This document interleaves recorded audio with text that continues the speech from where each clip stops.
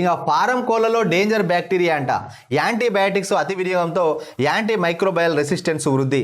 ఇంకా ఎన్ఐఎన్ సైంటిస్టుల స్టడీతో వెల్లడి. తెలంగాణ కేరళలో అధ్యయనం. ఈ మధ్య ఇంకా చికెన్ తినాలని ఊరించి నోరు ఊరుతా ఉంటుంది. ఏదైనా ఫంక్షన్లకు పోతే ఇంట్లో 100 రూపాయలు పెడితే హాఫ్ కేజీ 200 పెడితే కేజీ వస్తాయని పాపం ఈ చేపలు కూడా ఇబ్బంది అని మటన్ రేటు 708 అని చెప్పి అందరూ ఎక్కువగా చికెన్ వైపు మొగ్గు చూపుతున్నారు. దాదాపు రోజు కొన్ని లక్షల కింటాల చికెన్ అమ్ముడు పోతుందంటే మరి ఈ చికెన్ సంబంధించిన ఈ చికెన్ కోడి పిల్లల్ని ఏ విధంగా 45 రోజుల్లో ఇంజెక్షన్స్ ఇవి వేసి వీటిని పెంచుతున్నారో ఇక్కడ చూద్దాం. తెలంగాణ కేరళలో అమ్మే బాయిలర్ కోళ్లలో యాంటీబయాటిక్స్ను తట్టుకునే ప్రమాదకరమైన బ్యాక్టీరియా వృద్ధి చెందుతున్నట్టుగా నేషనల్ ఇన్స్టిట్యూట్ ఆఫ్ న్యూట్రిషన్ సైంటిస్టులు గుర్తించారు. పౌల్ట్రీ ఫామ్స్లో కోళ్లకు అవసరం ఉన్నా లేకపోయినా యాంటీబయాటిక్స్ విచక్షణ రహితంగా ఇవ్వడంతో వాటిలో యాంటీ మైక్రోబయల్ రెసిస్టెంట్ వృద్ధి చెందుతుందని నిర్ధారించారు.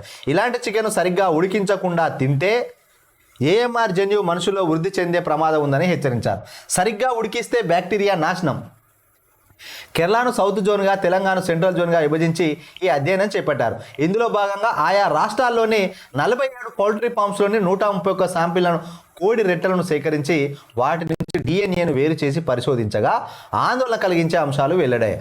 ఈ కోళ్ల రెట్టెలో విరేచనాలకు కారణమయ్యే ఈకోలై ఎక్సరిషియా కొలై అనే బ్యాక్టీరియా ఉంటుంది. ఇది కడుపులో చేరి ఈ విధంగా వింత వ్యాధులను తీసుకొస్తుంది. చర్మవ్యాధులకు కారణమయ్యే స్టెఫిలోకోకస్ అరియస్తో పాటు క్లాసిడియం ఫెర్ఫ్రింజెన్స్, క్లెబియన్సియల్లా ఎంటరోకోకస్ ఫెకాలిస్, సూడోమోనాస్ ఎరుగినోసా, బ్యాక్టీరియోస్ ఫ్రాంచియల్స్ వంటి హానికరమైన బ్యాక్టీరియా ఆనవాలను సైంటిస్టులు కనుగొన్నారు. ఇవన్నీ చదవడానికే నోరు తిరుగుతలేదు. ఇంత భయంకరమైన బ్యాక్టీరియాలు చికెన్ సరిగ్గా ఉడికించకుండా ఇంకా పైన మంచిగా లొట్టలేసుకొని తింటాడు చూసినావా, అవి కడుపులో చేరి అవి మంచిగా డ్యాన్స్ చేస్తా అంటే రోజు హానికరమైన బ్యాక్టీరియా ఆనవాలను సైంటిస్టులు కనుక్కున్నారు.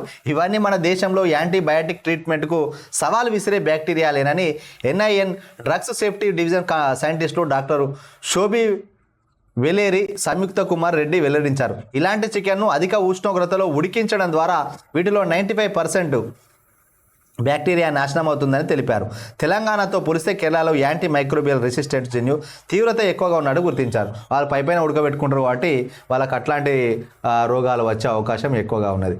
సో మన దగ్గర ఏంటంటే మంచిగా 30 నుంచి 40 నిమిషాల పాటు మనం ఉడకబెడతాం. మటన్ అయితే ఒక గంట పావు దాకా ఉడకబెడతాం మంచిగా.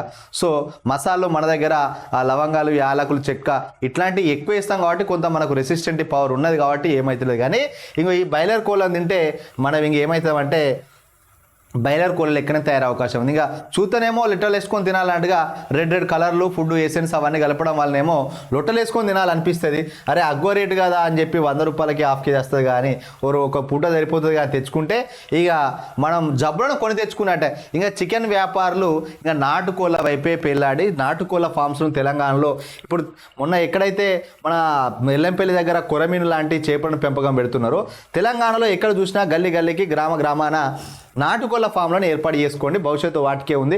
ఎందుకంటే వాటికి రోగాలు వచ్చే అవకాశం తక్కువ, వాటికి ఇంజక్షన్లు ఏమి ఇవ్వాల్సిన అవసరం ఉండదు.